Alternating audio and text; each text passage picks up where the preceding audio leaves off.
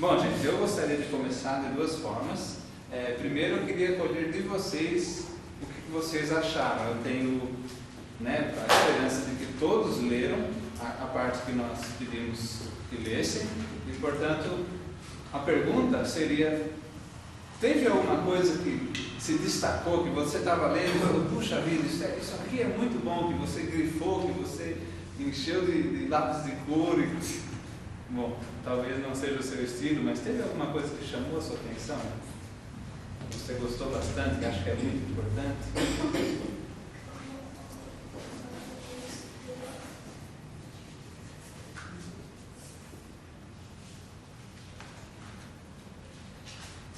Essa parte era para durar uns 15 minutos. Estou vendo que vai durar uns 15 segundos, então. Vamos dar uma olhadinha. Aqui nós temos vários subtítulos, né? Eu vou pular direto para o fundamentos do curso, que é o título Caminho de Deus, na página 11. E daí na página 11 ainda tem premissas fundamentais, tem as 3 hipóteses na página seguinte, do modelo bíblico. Depois na página 13, pontos de partida das escrituras. Fala então da autoridade das escrituras, fala então da origem do homem, da natureza do homem, da autolegislação, da autogratificação, que são partes da natureza humana. E daí o autor passa a falar da importância de treinar o coração, na página 16, fala de treinamento moral e autocontrole. E daí a partir da página 17 ele fala do fator paternidade, os tipos diferentes, dos extremos, da paternidade autoritária e permissiva. Teve alguma coisa, algum desses assuntos que chamou a atenção?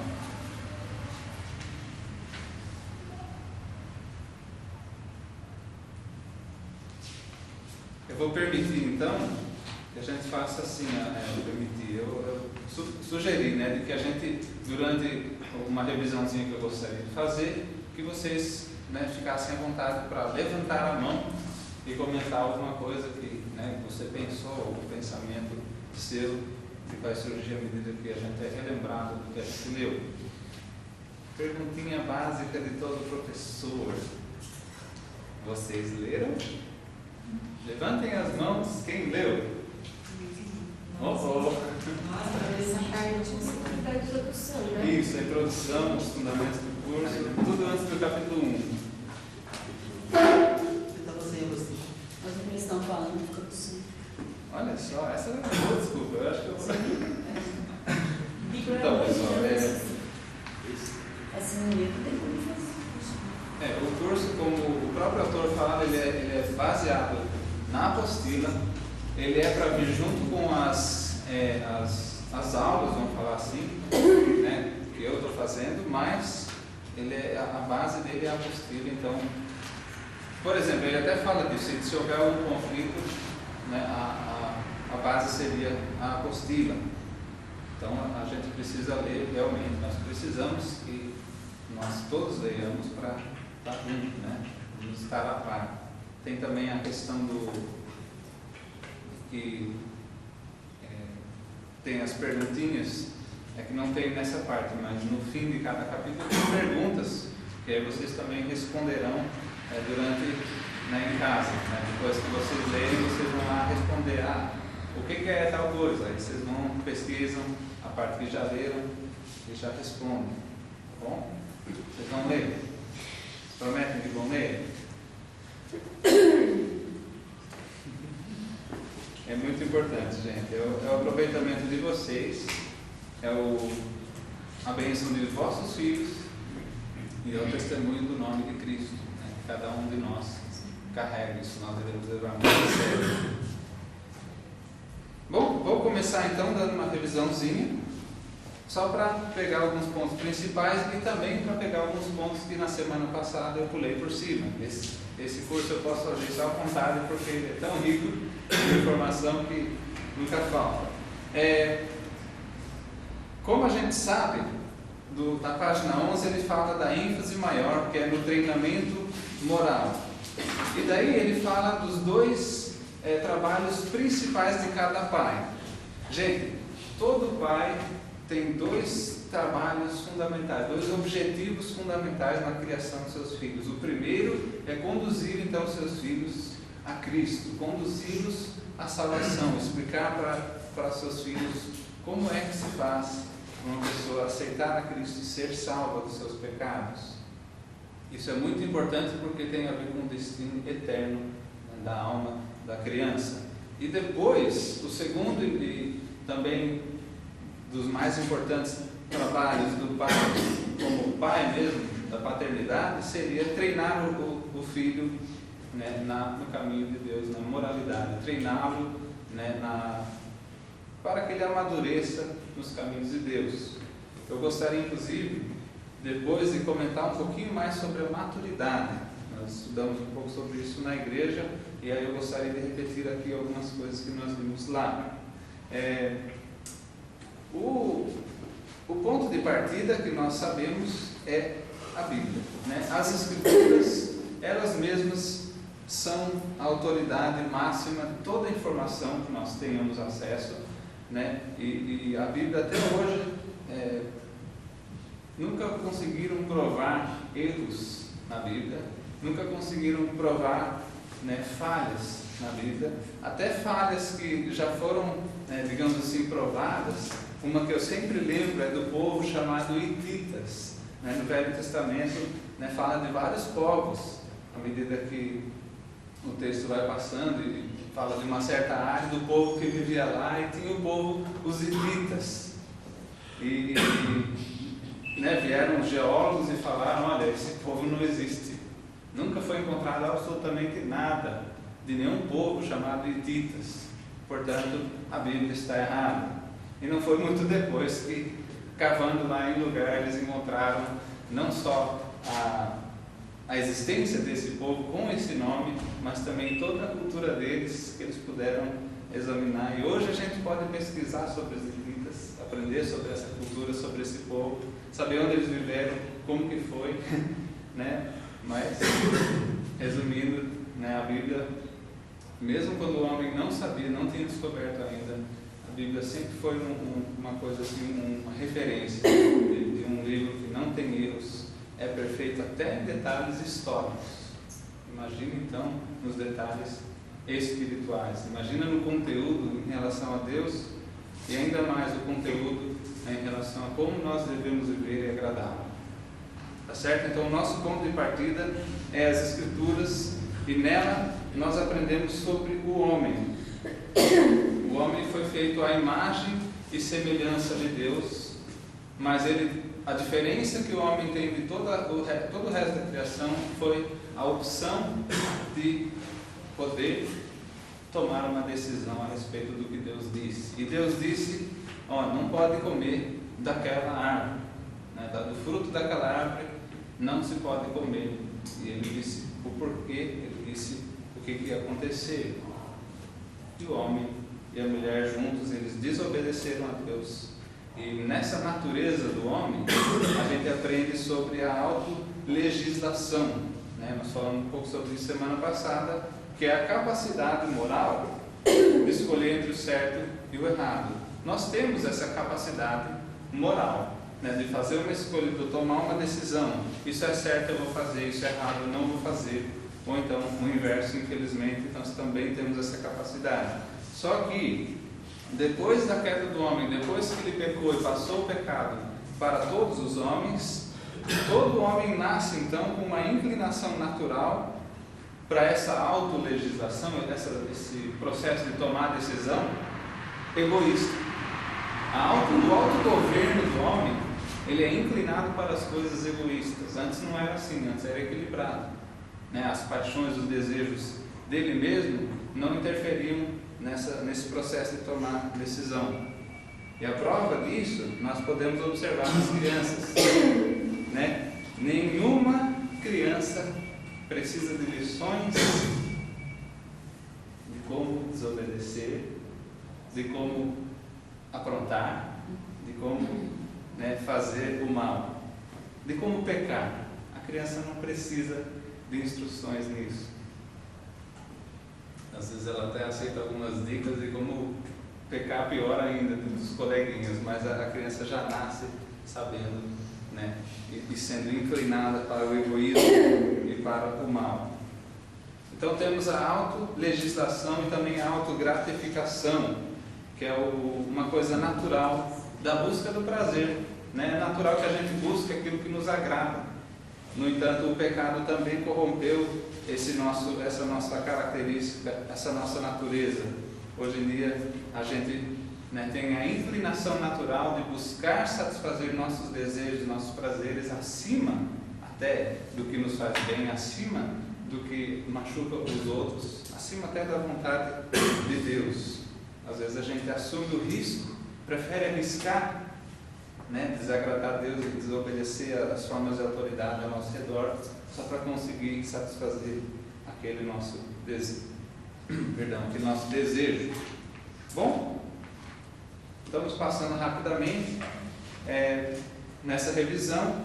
Na página 16, falando sobre treinar o coração, eu lembro que nós abrimos em Mateus, estudamos aquela passagem sobre o coração. Eu gostaria de abrir em Salmo 139, o versículo 23, para olhar hoje, né, revendo a importância de treinar o coração da criança. Vamos olhar o que diz essa passagem. Salmo 139, versículo 23.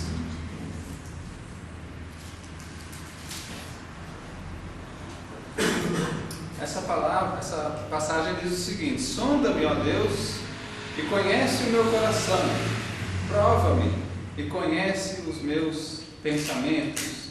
Continuando no 24, vê se há em mim algum caminho mau e guia-me pelo caminho eterno. Aqui então nós temos, né, o pedido de Davi nesse seu salmo. Mas olha que interessante, o que a gente aprende sobre o coração nessa passagem? Nós aprendemos que Deus o conhece, Deus o sonda. Sondar é estudar, é examinar, né? É decifrar qual que é a profundidade disso ou daquilo. E Deus, ele tem essa capacidade de examinar o nosso coração, saber o que tem lá dentro, e conhece os nossos pensamentos.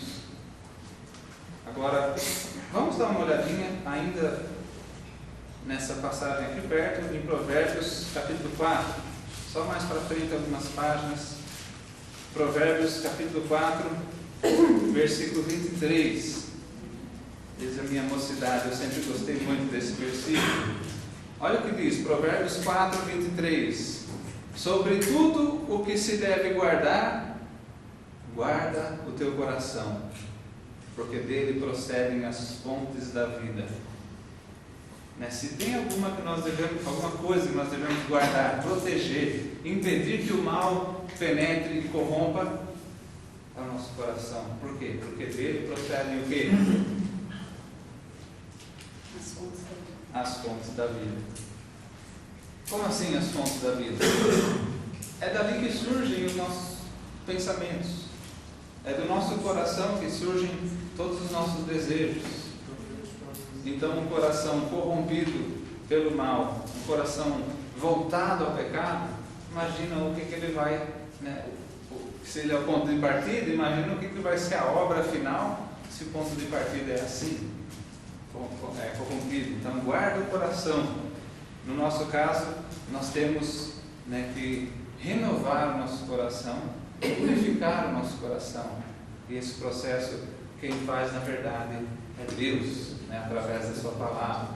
Se a gente for abrir, vamos abrir sim, em Romanos capítulo 12.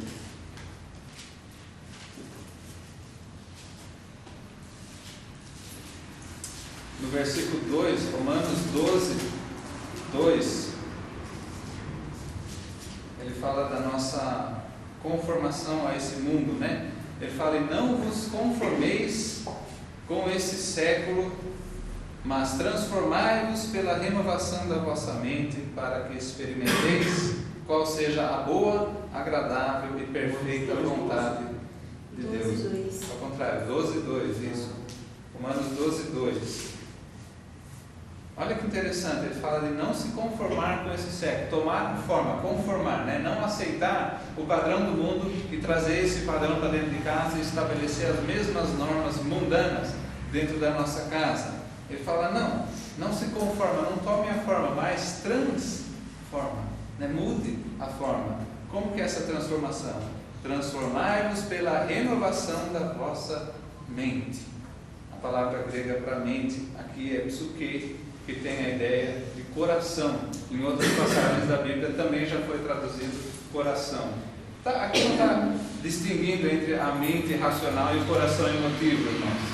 Aqui está simplesmente falando daquele nosso ponto de partida lá dentro, né? O nosso mais íntimo, onde as decisões ocorrem. E ele fala: transformai-vos pela renovação desse lugar. Transformai-vos pela renovação desse coração, dessa mente, para que experimenteis qual seja a boa, agradável e perfeita vontade de Deus. A vontade de Deus para a nossa vida, ela é muito boa, né? Ela é muito agradável, ela é muito perfeita. Mas se a gente não permite que Ele nos transforme, que Ele nos limpe os nossos corações e nossas mentes, então nós não teríamos como sentir isso, como experimentar, como viver esta vontade de Deus que é tão boa, tão agradável, tão perfeita. Isso para nós. Para os nossos filhos, né, eles também nascem com o coração voltado para o mal, corrompido pelo pecado, porque nascem pecadores. O trabalho dos pais, portanto, é desde o começo ver esse coração como ele realmente é e buscar já ir purificando ele. E como é gostoso, é uma delícia assim, que a gente vê que o coração da criança nem desenvolveu tanto para o mal, já está sendo, né, redirecionado e guiado para o bem. E então a criança, ela se desenvolve, fazendo o bem e já experimentando. Como é gostoso. Eu sempre me emociono né, quando eu vejo assim, crianças em situações de aperto, onde elas não têm a quem recorrer humanamente falando, e elas sabem o que fazer, elas vão e oram, né? E às vezes a gente ouve e parece bobinho, né? Eu não estava sabendo como fazer a prova de matemática e foi ali que eu decidi orar. E aí eu orei a Deus e eu fiquei mais calmo, eu consegui fazer a minha prova e eu tirei 9,5, olha só. Né? Às vezes a gente pode pensar, que coisa boba orar para uma prova, mas não é bobo. Porque a essência do que a criança fez naquele momento foi confiar em Deus e não em si própria. Então isso já é o efeito de treinar o coração. Então os pais devem focar nisso, treinar o coração da criança. Muitos pais cometem um erro de querer fazer com que a criança se conforme exteriormente, né? Ela faz aquilo que é esperado dela, mas lá dentro no coração ela não gosta, não quer, está sendo forçada. Quando ela tem uma oportunidade, vocês sabem que desanda, né? É aquela coisa de o filho criado em casa numa linha bem dura, quando vai para a faculdade, esquece. Né? Ele se solta e começa a experimentar tudo que ele sempre quis fazer, mas não pôde, só que como ele já é maior, ele tem uma capacidade ainda maior para o mal. Ele tem mais idade, tem mais treinamento no pecado. Tudo isso porque o coração não foi treinado. Agora, uma coisa que eu queria chamar a atenção de vocês, na página 16, 1, 2, 3, 4, quarto parágrafo, eu queria que vocês acompanhassem comigo, porque esse parágrafo fala de uma essência muito interessante, muito importante, aliás. Ali onde fala com adultos. É o quinto, na verdade, é o quinto parágrafo. Diz assim: com adultos, crença precede ações. Estão aí? Então, olha o que ele diz. Com adultos, crença precede ações. Né? A gente pensa de uma certa forma e a gente age de acordo com o que a gente pensa. Com as crianças, o oposto é verdade. Ações precedem crenças. A criança ainda nem pensou no assunto, mas ela chega e faz. Certo? Ela chega e toma uma decisão, ela age de um jeito, faz uma coisa. Você já viu uma criança bem pequenininha, está aprendendo a comer, então está aprendendo a segurar o garfinho, a colherzinha, sei lá, né? E de repente, joga aquela sopa hoje. O mingauzinho vai na roupa de quem estiver por perto. pensou, eu vou sujar o tio. Não, ele não pensou isso, ele chegou e fez. Isso é um exemplo desse tipo de coisa. A criança, ela começa a fazer e depois ela observa o que ela fez, depois que ela aprende. Então, a crença dela, o que ela pensa a respeito, vem depois. Por isso, os pais, continuando a leitura aqui, os pais devem insistir no comportamento correto muito antes que a criança seja capaz de entender os conceitos morais correspondentes. É o mesmo que dizer, você como pai precisa insistir que o seu filho se comporte certo, mesmo se ele não entende por quê. Um dia ele vai, mas o comportamento correto já deve ser treinado desde o começo. Ele continua a leitura aqui, ele fala, as crianças aprendem primeiro como agir moralmente, e então é que elas aprendem como pensar moralmente. E ele cita um versículo de Provérbios 23:7, ele fala, pois assim como o homem imagina em seu coração, assim ele o é. Ele está descrevendo o adulto. Ele pensa, ele imagina lá no seu íntimo, e daí ele age. E ele se torna aquilo que ele pensa. Então, ele fala que as duas fases do treinamento moral incluem, 1, o desenvolver do comportamento moral, e 2, o desenvolvimento de conceitos morais. Primeiro se ensina as ações, o que faz. Depois ele começa a entender por quê. E é muito interessante quando a criança chega naquela idade de começar a perguntar por quê. Por quê, mano? Por que é assim? Por que é assado? E ele pergunta por quê de tudo. Você responde perguntando por quê da sua resposta. Por quê? É verdade. Porque é assim. Muitas vezes. Então, muitas vezes eles perguntam o porquê, do porquê que você já explicou e continua querendo saber por quê. Então, continuando aqui, eu queria chamar a atenção para outra coisa que eu achei muito importante, ainda na página 16, quando ele fala do treinamento moral e do autocontrole. No terceiro parágrafo completo dessa parte aqui, lá embaixo ele fala, essa é a razão pela qual o treinamento moral bem cedo é essencial. Estão ali? Olha o que ele diz em seguida. Quando você treina seu filho a uma reação moral correta, você automaticamente o treina no domínio próprio. Como assim? Vamos entender isso aqui, gente. Isso é tão importante. Quando você treina seu filho a uma reação moral correta, você automaticamente treina no domínio próprio. Por quê? Porque ele ainda não sabe o porquê de fazer isso ou de fazer aquilo, mas você está ensinando. Ó, filho, se senta desse jeito, fica quietinho assim. Mas por quê? Ele nem vai perguntar por quê. Ele é muito novo, ele tem 1 ano de idade, 2. Ele não sabe ainda, ele não vai saber. Mas você está treinando ele a fazer uma coisa, a ter um comportamento assim, assim, assim. Quando você está fazendo isso, e ele está sendo obediente, ele automaticamente está negando o seu desejo interno de não fazer aquilo. Porque ele quer ficar sentado ali quieto? De jeito nenhum. Bom, na maioria dos casos não, ele quer sair, quer pular, quer brincar.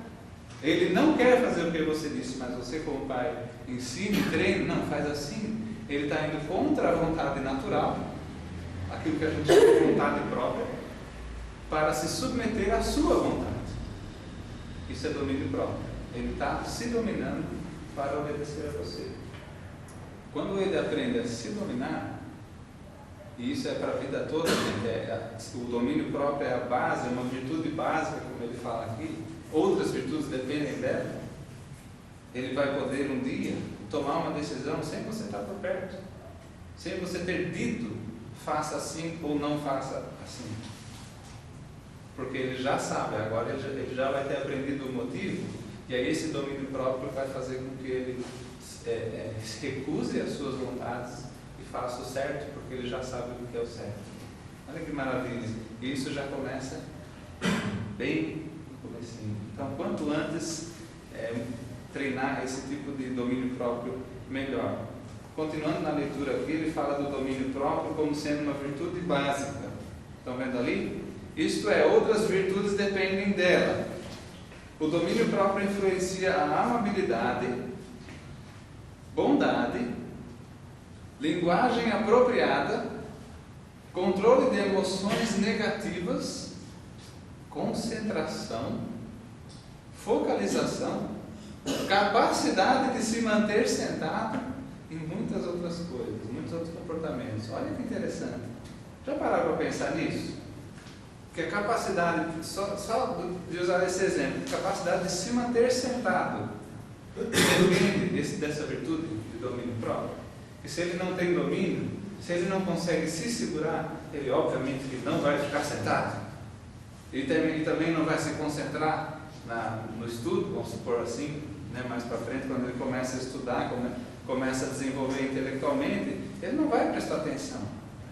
Então, o domínio próprio ele é fundamental. O domínio próprio é considerado um dos ingredientes principais na maturidade de uma pessoa. A gente estava estudando sobre isso na igreja, e a maturidade de uma pessoa é o alvo, é o objetivo. Se a gente fosse ler em Efésios, vamos dar um pulo em Efésios capítulo 4, para ver como o alvo de Cristo para a igreja é a maturidade da igreja. Imagine então a maturidade individual de cada pessoa. Efésios 4, no versículo 13.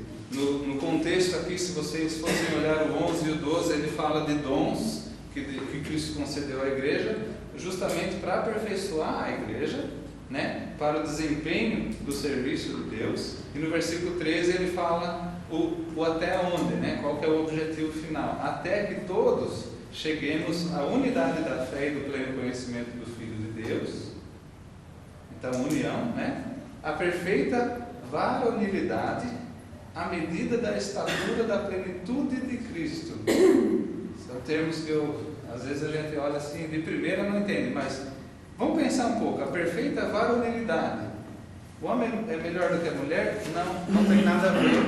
Ele está falando de varonilidade em contraste com a infância.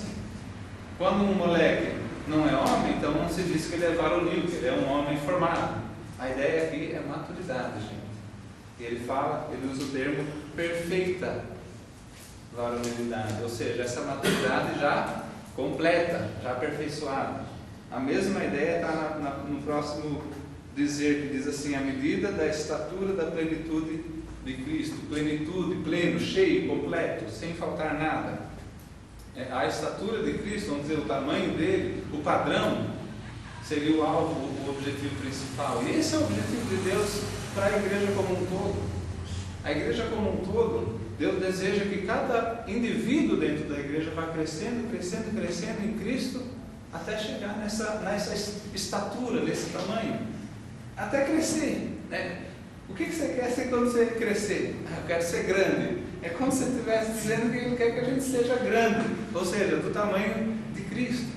Ou seja, maduros, aperfeiçoados, pessoas já prontas para qualquer ação, qualquer necessidade que houver. Não, você está ali, está pronto e é capaz de exercer a sua função. Então, gente, a maturidade é o objetivo de Deus para a igreja, e também é o objetivo de cada indivíduo, deveria ser, né? Amadurecer, estar pronto, e também deve ser o objetivo dos pais ao treinar os filhos, né? Conduzi-los à salvação e conduzi-los à maturidade. E a maturidade não funciona, não existe sem autocontrole, porque a gente chama de criança aqueles adultos que não conseguem se segurar, que têm vontade de fazer alguma coisa e não tem controle nenhum, simplesmente se torna escravo daquela sua vontade. A gente fala, não, isso aí é muito criança, né? Às vezes a pessoa se ira, fica brava por pouca coisa e não se segura, e fala besteira, e depois tem que pedir desculpa, depois fica envergonhado, às vezes, né, rompe um relacionamento. Por quê? Porque não se segurou, porque não teve domínio próprio. Então, esses são exemplos de como o domínio próprio, o autocontrole, ele é a base de todas essas outras virtudes importantes. Outras duas virtudes que caracterizam a maturidade são a sabedoria e a responsabilidade. Imagina uma pessoa madura e você está assim, imaginando uma pessoa que tem domínio próprio, e tendo domínio próprio ela tem a sabedoria, ela sabe, né, decidir a melhor coisa em cada situação, e tendo domínio próprio ela também é responsável, ela assume responsabilidade e cumpre a sua responsabilidade. Quando você pensa numa pessoa madura, você está assim pensando numa pessoa controlada, sábia e responsável. Então, tudo isso vem do domínio próprio que ele fala aqui, né? Essas outras virtudes, a amabilidade, né? Uma criança ser amável, tratar os outros bem. Se ela não tem domínio próprio, ela não vai dominar os seus desejos. Os seus desejos são egoístas. Então ela não vai amar os outros, ela vai amar a si mesma. Percebe como cada uma dessas coisas depende do domínio próprio? Então, gente, né? O foco no domínio próprio deve ser assim crucial. Nós vamos ver isso mais para frente, vai ser repetido o suficiente para que a gente não esqueça, tá certo? Mas isso é muito importante, que a criança, desde pequenininha, já seja ensinada e treinada a se dominar, a segurar esses seus desejos, seus instintos. Outra coisa que eu queria chamar a atenção é que muitas pessoas acreditam que a base da moralidade é a razão, o intelecto, né? O pensamento forma a base da moralidade. Então, aquilo que é o certo e o errado existe com base no que a gente pensa. Mas se for assim, se realmente fosse verdade isso, então primeiro a gente deveria se desenvolver completamente na parte intelectual, para depois ter noção do certo e errado. Isso é real? É a realidade? Não, né? Porque uma criança, ela olha, ela fala: mamãe, o meu irmão fez assim, assim, assim. E isso a gente já vê com 2 anos, 3 anos, 4 anos de idade. Ela não se desenvolveu intelectualmente ainda. Ela não é capaz de resolver contas de matemática e de discorrer sobre os grandes filósofos. Ela não tem essa capacidade, mas já está sabendo que o irmão fez coisa errada. Ela já tem ela tem uma noção básica, não desenvolvida, mas básica ela tem. Então, gente, o que está acontecendo é que muita gente está focando no desenvolvimento intelectual da criança, com esperança de que, desenvolvida a sua razão, a sua capacidade de raciocinar, ela então venha a saber fazer o certo e errado. Isso não dá certo, não dá certo. Olha o que dá certo, o contrário. Desenvolve a moralidade. E daí o intelecto, ele vai ter como ser desenvolvido no seu potencial máximo. E você já deve ter até pensado nisso. Se uma criança, vamos falar 2 exemplos então. Exemplo A, criança A, né? Não consegue parar quieto. Não consegue não quer, não tem domínio próprio, portanto, tudo que ele quer, ele vai atrás e não pare na escolinha. É um problema sério para o professor que quer manter uma certa ordem e não consegue, porque não para tal. Esse é o exemplo 1. O exemplo 2, exemplo B, a criança tem domínio próprio quando a autoridade, que é o professor, fala: vamos fazer tal coisa, ele vai e faz, ele entra na linha e obedece.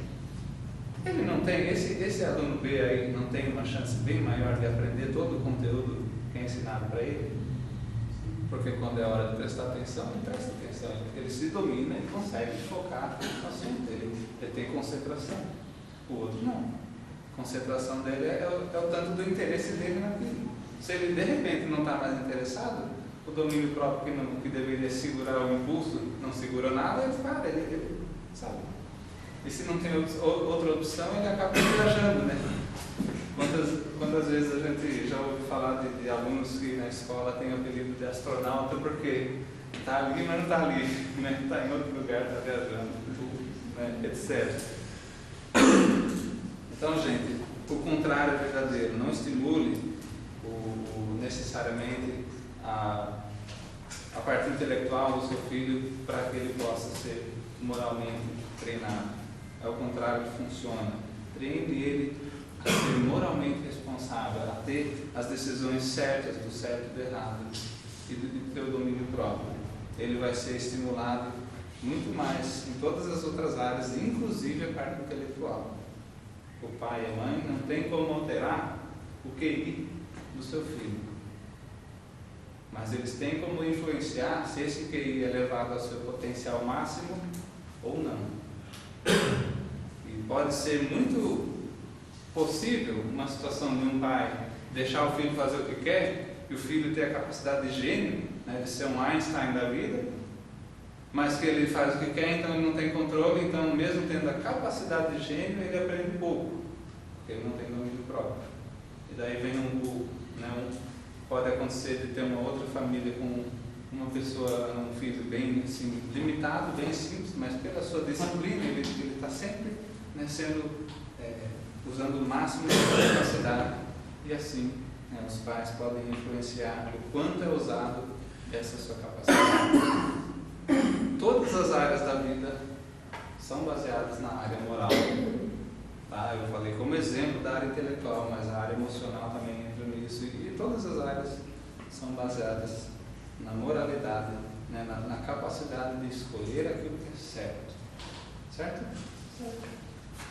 Quanto ao fator paternidade, ainda dando uma revisada, nós vimos sobre os extremos, e eu achei interessante, não sei se vocês perceberam, quando leram na parte que ele fala sobre como muitos pais criam os filhos com base na forma como eles foram criados.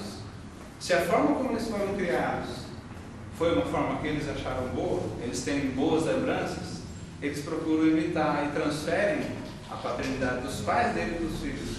Fica uma coisa de automático. Quando eles não estão satisfeitos e têm péssimas memórias dessa paternidade, eles vão para o extremo. Então, às vezes ele foi criado na linha dura, quando cria o filho dele, pode tudo. E às vezes o inverso também, não foi feliz com o pai que deixava tudo, vira a linha dura dos filhos e vai de um extremo a outro. E os dois são nocivos, não são bons. Porque na paternidade autoritária, a regra é tudo. O que vale é a regra. Não interessa o princípio, o porquê, o motivo. Não quero saber o motivo. Eu mandei, está mandado, a regra é, não pode desobedecer a regra. Não tem exceção, não tem conversa, não tem nada. É a regra. Isso é um estilo de paternidade autoritária. Daí tem essa regra absoluta. Às vezes não dá para cumprir, a criança fica frustrada porque ela não estava desobedecendo, ela queria fazer, mas não dava, não tinha como. A regra naquele momento não tinha aplicação. Aquela frustração enorme porque sabe que vai tomar um corinho e não tinha o que fazer. Aí fica aquele sentimento de injustiça. Meu pai foi injusto. Imagina transferir isso para Deus. Porque nós não vemos a Deus como crianças, a gente vê os nossos pais. Para nós, como crianças, Deus é o pai e a mãe. O padrão de certo e errado é o pai e a mãe. O padrão de conduta, de amor, de carinho, é o pai e a mãe. Aí o pai é injusto, depois cresce e fica sempre desconfiado de Deus, que Deus não está sendo justo na vida dele. E aí questiona tudo, Por que Deus deixou isso acontecer? Olha a desgraça, olha o que Deus fez, Culpando a Deus por tudo. Paternidade autoritária. E tem a paternidade permissiva, que a regra não tem regra. O que vale mesmo, o que é tudo, é o sentimento da criança. O sentimento da criança é tudo. As ações delas já não importam. Não é importante se ela fez o certo ou errado, é importante que ela esteja feliz, que ela esteja tranquila. E muitas vezes os pais ficam procurando controlar o ambiente, manipular para que ela... Basicamente, o trabalho do pai nesse tipo de paternidade se resume a controlar emocionalmente o ambiente dos filhos. Procurar ir tirando as emoções ruins, ir tirando os motivos, as coisas que causam sentimentos ruins e aumentando as coisas que trazem sentimentos bons. É uma forma muito boa, muito eficaz de criar bandido, porque se a única coisa que importa para mim é eu ser feliz, E a única coisa que me faz feliz é aquela joia lá no shopping. Vocês já entenderam, né? A criança ela não tem uma noção do certo e do errado. A vontade de Deus para de ter importância numa situação assim. A única coisa que importa é a sua felicidade. Isso não é certo, gente. Isso é passar por cima do que Deus quis para cada um de nós. Muito mais vale uma pequena tristeza da criança enquanto ela é criança, mas que nesse custo ela se torne justa e boa. Muito mais vale essa pequena tristeza do que ter uma infância toda cheia de felicidade e depois a fase adulta inteira tristeza, após tristeza, vergonha, desonra e tudo mais que pode surgir de uma vida egoísta, né? Quando a gente vive assim, só traz esse tipo de fruto, né? Mesmo se não virar um bandido oficial, não deixa de ser uma pessoa desagradável. Imagina, conviver com alguém que só pensa em si, é egoísta. A gente já chega a nossa luta interna contra a nossa tendência a ser egoísta, né? Ter que conviver com alguém que é só egoísta é muito difícil. Certo? Eu não sei se vocês ouviram falar de um estudo que eles fizeram sobre como tem crescido os crimes passionais agora, porque nessa nova geração aí de jovens, né, a gente tem visto que os filhos, os pais que vieram de paternidade autoritária lá na década de 50, 60, eles se revoltaram contra isso, eles começaram a ter a paternidade permissiva e deixar com que os filhos fizessem tudo. E daí o que aconteceu? Um dos resultados é que eles não ensinam o domínio próprio. Então a criança ela faz tudo para conseguir o que ela quer. E a outra coisa é que ela não aceita receber um não.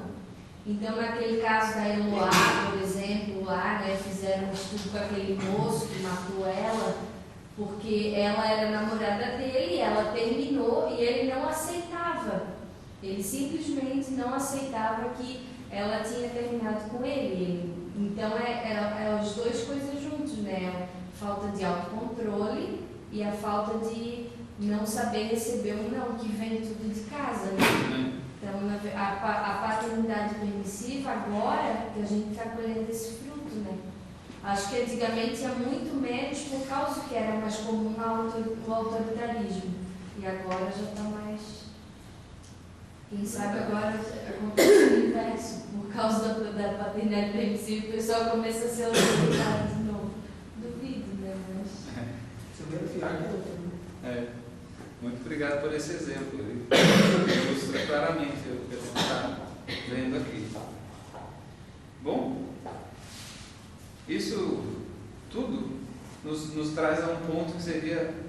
Eu gostaria de voltar, trazer vocês para a página 20, que é a conclusão, o sumário aqui.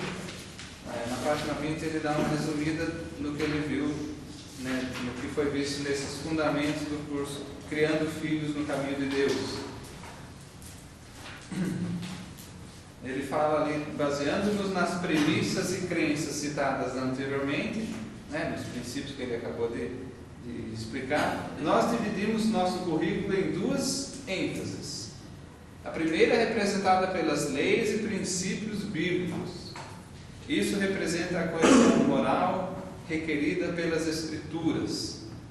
Então, a primeira ênfase é basicamente, vamos ver e vamos estudar o que exatamente é o certo e o errado. Quais são esses princípios?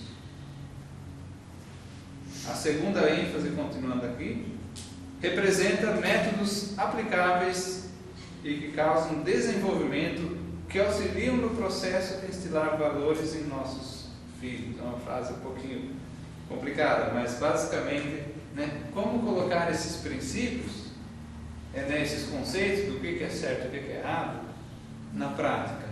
Como colocar eles em prática de forma a poder ensinar, então, para os nossos filhos, de modo que eles venham a absorver essas ideias, esses conceitos, de modo que eles venham a tornar isso uma verdade interior, e eles mesmos passarem a tomar as decisões do certo e do errado interiormente, sem pressão exterior. E é isso que eu queria só chamar a atenção, essas duas coisas que nós vamos ver. Ele fala também que a forma que isso, né, é colocado em prática não está necessariamente baseada, né, na Bíblia, porque não tem essa parte. A Bíblia não determina como que um princípio deve ser colocado em prática. Ela coloca o princípio. Ó, isso é verdade. Haja dessa forma. Mas aí, como que a gente vai ver isso no dia a dia? Né? Como que a gente vai ensinar para uma criança? Deus nos dá justamente a liberdade de ter, né, de ter sabedoria e buscar a forma que melhor alcança esses objetivos, esses princípios. E esse curso é baseado não na experiência de um casal, mas na experiência de vários casais que vêm desenvolvendo então com os filhos a melhor forma de ensiná-los, e aí foi aperfeiçoado dessa forma, tá certo? Na semana que vem nós vamos discutir o capítulo 1, como criar um filho moral, da página 21 à página 27. Se vocês olharem a página 28, vocês vão ver o questionário de revisão que eu mencionei anteriormente. Tem 7 perguntas e aí ali embaixo tem aquele dizer, nesta semana em casa. Todos os capítulos têm esse formato, né? Nós vamos ver umas coisinhas a praticar em casa e ver o que acontece, ver como que é a reação, né? E poder compartilhar em sala de aula, né? Qual foi a reação, como que foi absorvido isso aí, certo? Eu gostaria então que vocês lessem o capítulo 1 e para esse capítulo vocês podem dar graças a Deus que ele é curtinho. Ele de fato ele é bem mais curto que alguns que a gente vai ter aí pela frente. Quem sabe assim a gente já vai pegando o jeito da leitura, vai esquentando, né? Mas é importante a gente ler com cuidado, né? Aqueles de vocês que vão ler juntos, é bom fazer umas pausas, né? Às vezes eu fico imaginando o Eduardo e a Rose lendo, né? E lendo, daqui a pouco ela olha o Eduardo roncando, dormindo, que voz gostosa de dormir. Ao contrário, quando ele lê você dorme. Então não dá. Então, gente, façam pausas, né? Deixa eu fazer uma pergunta. Por exemplo, você pega uma criança, quando que começa a comer papinha, assim, 6 meses? Aí você põe ela no cadeirote e ela, né, se esperneia, ela quer descer, ela quer sair dali. Aí você vai lá e, não, agora é hora de sentar, não sei, você, né, tenta acalmar ele ali. Aí ele continua esperneando. E aí você vai repetindo essa coisa de tentar acalmar. Como que é isso? De ensinar que aquela hora é a hora dele ficar excelente. Porque eu penso que uma criança maior que já é muito mais fácil. Sim, é verdade. Só que o que o curso ensina é como fazer isso aí cedo, para que quando ela já consegue se comunicar, ela já não está dando problema. Já aprendeu. Isso é uma coisa que é progressiva, o domínio próprio, sabe, não vai aprender. Não, então, mas essa coisa da repetição. Mas você quer saber como? Próximo capítulo. Nós vamos chegar lá, tá? Nós vamos chegar lá, ele vai falar como fazer isso. Não, aí na verdade a minha pergunta esse curso vai ensinar como fazer isso? Sim, é justamente. Porque eu acho que chega uma hora que você quer sair gritando com a criança, de repente. É verdade. Não é? Eu não tenho criança ainda, mas eu fico me imaginando. É verdade, mas esse negócio, tem criança que é calma, né? Agora tem criança que é super agitada e... Enfim. É verdade. Mas até sobre isso, até sobre a diferença entre a personalidade, né, que tem um que é mais quietinho, e daí parece que ele obedece muito tranquilamente, o outro que é mais agitado e parece que ele é rebelde. Até essas coisas né, nós vamos ver como fazer para agir. Ele é bem bom esse curso, porque ele não fica apenas no princípio. Ele é muito sólido no princípio. A teoria ela é forte. Né? A princípio nós vamos ler na Bíblia, só que ele dá uma sugestão exata e prática. Para pôr esse princípio em prática, você faz assim. E aí, se fazer isso, faz tal. Se acontecer aquilo, faz tal. Ele é bem bom. Tá certo?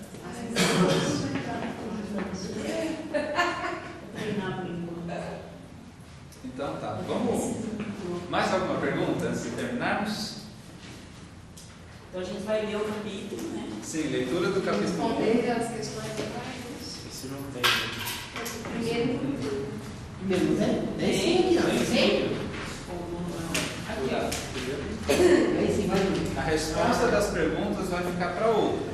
Dessa vez é só ler. Só ler. Sim, sabe por quê? Nossa. Porque aí eu vou Você vai passar. reforçar. Sim. Aí a gente vai fazer. Eu vou passar. E daí o que acontece?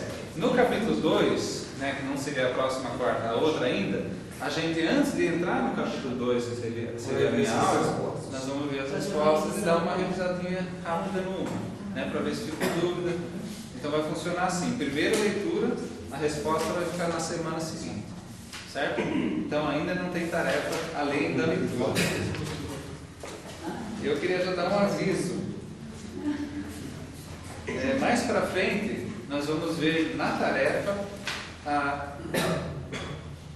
importância de ver os apêndices. Por exemplo, no capítulo 2, se vocês olharem a página 33,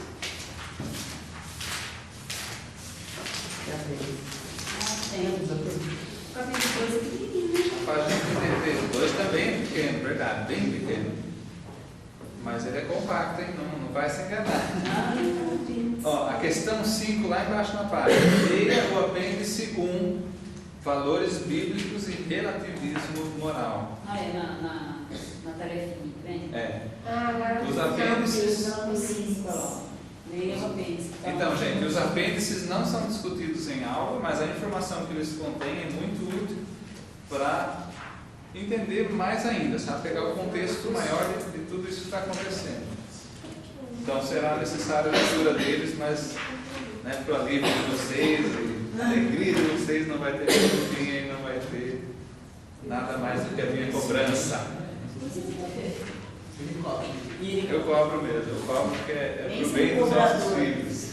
Melhor livre do que ele cobra. Então tá bom. Capítulo 1, leitura para a próxima quarta-feira. E gente, esse curso é excelente. Vamos ler legal, né? Vamos ler bem, vamos ler certinho. Tá bom? Não. Por causa que estão. Não, é uma boa ideia. A gente ajuda a parte.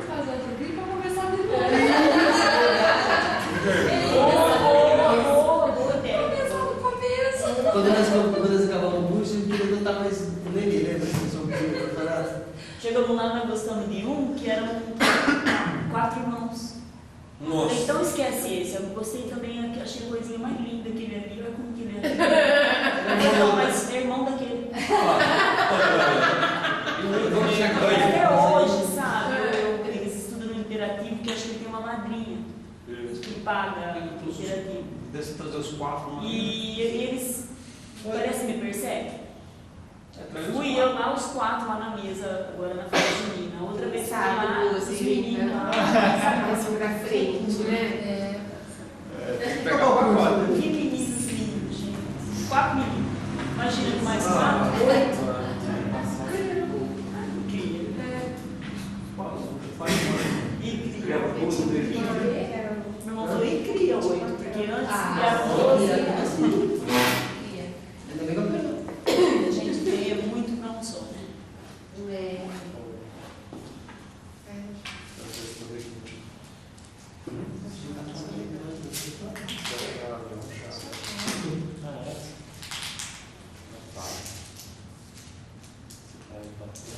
Eu vou ler para vocês um versículo que me veio à cabeça desses comentários aí.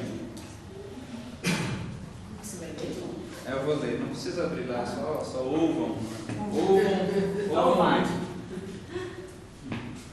Diz assim: herança do Senhor são os filhos, o fruto do ventre, seu galardão. Como flechas na mão do guerreiro, assim os filhos da mocidade. Feliz o homem que enche deles a sua aljava, não será envergonhado quando pleitear com os inimigos à porta. Isso é de Salmo 127. Aqui o Salomão que fez esse salmo, e ele fala, né, herança do Senhor são os filhos. Né? A gente às vezes, nesse mundo atual, a gente pode se confundir. Ouvindo tanta baboseira, tanta mentira, a gente pode começar a pensar que filho é problema, filho é um peso, filho é despesa. Mas a Bíblia nos mostra que herança do Senhor são os filhos são um presente de Deus, o fruto do ventre, seu galardão. Galardão é recompensa, né? Como se Deus estivesse dando bênçãos cada vez que Ele dá um filho.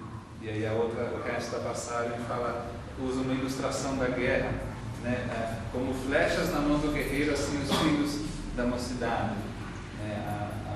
Feliz o homem que enche deles a sua aljava. A aljava é aquele negocinho de coroa onde põe as flechas dentro, né? Então ele está basicamente dizendo, feliz é o homem que tem um monte de filhos, né? Que não vai ser envergonhado quando estiver ali na batalha com os inimigos. Na vida real, quando a gente tem vários filhos e que eles estão no caminho de Deus, eles dão uma força para o pai ou para a mãe, né? Na hora da dificuldade, então bom. Eu lembro quando aconteceu de meu pai estar viajando, estava nos Estados Unidos, e nós fomos para a igreja, nós os irmãos, né, e a minha mãe. E a casa foi assaltada, levaram uma Kombi cheia de aparelhos eletrônicos, um computador e várias coisas que a gente tinha na casa, coisas importantes, coisas úteis, né, do ministério, foi tudo. Souberam chegar no dia que a gente estava na igreja, entraram e saíram numa boa, levaram o carro ainda. Foi uma situação bem difícil, mas imagina uma mulher passar por isso, a insegurança que causa, né? O seu lar, a sua fortaleza arrombada assim de qualquer jeito, a pessoa chega e entra, leva tudo e vai embora, a insegurança que isso pode criar. Claro, no Senhor, né, existe uma resposta para tudo isso, mas o apoio dos filhos naquele momento, né, o pai não estava ali, então viraram pais, todos eles, né, todos nós ali, né, demos uma força legal para a mãe. A gente, graças a Deus, ainda naquela noite a Kombi foi encontrada, nós fomos buscar e Deus deu a força para o momento, né, mas imagina uma mulher sozinha numa situação dessa. A dificuldade seria, né? Como seria não ter esse apoio todo que ela teve? Quem ali estava ali?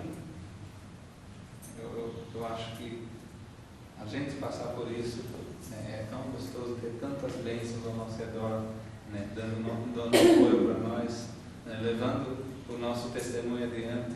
Né? Os filhos, eles praticamente são uma imagem, um espelho, né, dos pais. E como é bom quando a gente cria eles no caminho do Senhor e nós mesmos andamos no caminho do Senhor. Aí esse espelho, essa imagem é uma imagem boa. A gente chega num lugar, a gente começa a ser tratado bem, não por nada que a gente fez para aquela pessoa, mas porque o nosso filho já passou por ali. Os meus pais já falaram de várias situações que foi assim com eles. Né? Então, os meus irmãos, alguns deles em várias situações já fizeram isso. Né? Então eu tenho sido sempre pensado assim, em filhos, eu não quero controlar, eu não quero ter só um, ou só dois, ou só três, assim, na ideia de limitar. Eu quero ter todos os que Deus me mandar, né? O meu arco, né? Que venha quantas flechas vierem, né? Eu vou ter o prazer de mandar todas elas, para que nesse mundo cada vez brilhe a luz de Cristo, à medida que eles forem fiéis também. Então, sei lá, eu queria passar isso para vocês. Filho não é despesa, filho não é tristeza, é muito mais do que isso. Né? Quando a gente está com Deus, são bênçãos mesmo, são coisas maravilhosas. E uma bênção, você não fala para Deus, só um, eu não quero muita bênção, não. É meio bobo pensar. Bom, amém. Amém. Vamos ficar em pé, vamos terminar orando, agradecendo a Deus.